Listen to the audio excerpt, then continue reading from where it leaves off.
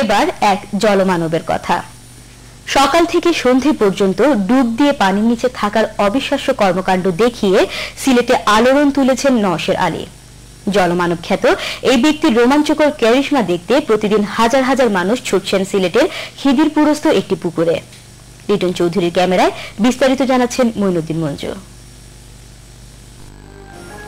পুকুরের চারিদিকে শত শত মানুষ, পুকুরের মাঝখানে জলমানব খ্যাত নওশের আলী। কখনো পানির নিচ থেকে হাত নাড়ছেন, কখনো গানের তালে তালে অদ্ভুত উপায়ে নানা অঙ্গভঙ্গি করছেন। অতি উৎসাহী অনেকে আবার নৌকা যুগে যাচ্ছেন পুকুরের মাঝখানে। কাছ থেকে অবাক বিস্ময়ে দেখছেন নওশের আলীর কাণ্ড কারখানা। মানে বিশ্বাস হচ্ছে না উনি যে পানি নিচে তখন থাকতে পারবে, সেজন্য আমি নিজেই গেলাম ওনাকে নিয়ে দেখতে, যেহেতু নিজে চোখে দেখছি মানে তখন বিশ্বাস হয়। প্রথম আমার সত্য যে জিনিস চারণিশে আমার নিজেরও বিশ্বাস হয় নাই যে উনি এইভাবে এতক্ষণ যে উনি থাকতে পারে। তারপর প্রায় 50-60 জন লোক পানিতে নাইমা চতুর্দিক চেক করা হলো। এরপর থেকে এলাকার লোকজন তথা আমার এবং আমি আশাবাদী এবং এটা কেউ অবিশ্বাস করতে পারবেন না জলমানব নওশের আলী সত্যি যে পানির নিচে যে থাকতে পারে এটা সত্যি। প্রতিদিন সকাল 9টায় শুধুমাত্র একটি শর্ট প্যান্ট পরে পানিতে নামেন নওশের আলী। সারাদিন ডুবন্ত অবস্থায় থেকে সন্ধ্যা 6টায় পানি থেকে উঠে আসেন এই দুঃসাহসিক ব্যক্তি। হ্যাঁ, সকাল থেকে আপনার আমি প্রথমত আপনার নামার আগে যাতে স্কিন চামড়াগুলো সমস্যা না হয় তার জন্য তেল, ভ্যাসলিন, অলিভ অয়েল এগুলো আর কি শরীরে আর কি মাখি।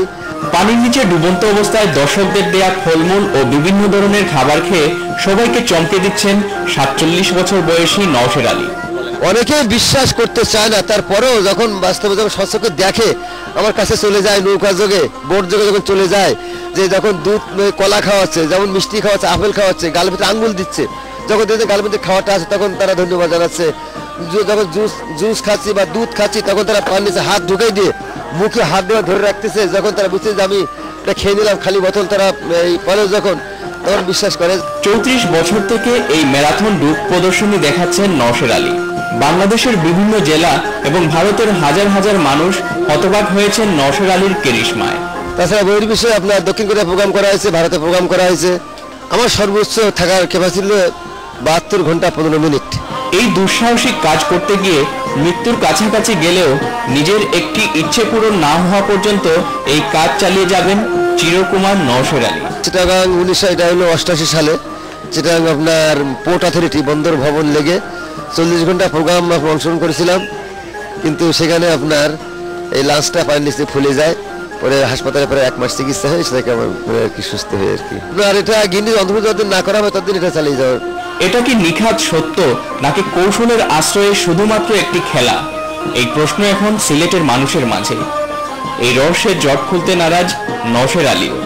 এইভাবে ঘন্টার পর ঘন্টা পানির নিচে থেকে গিনেস বুকে নাম লেখাতে চান জলমানব খ্যাত নওশের আলী।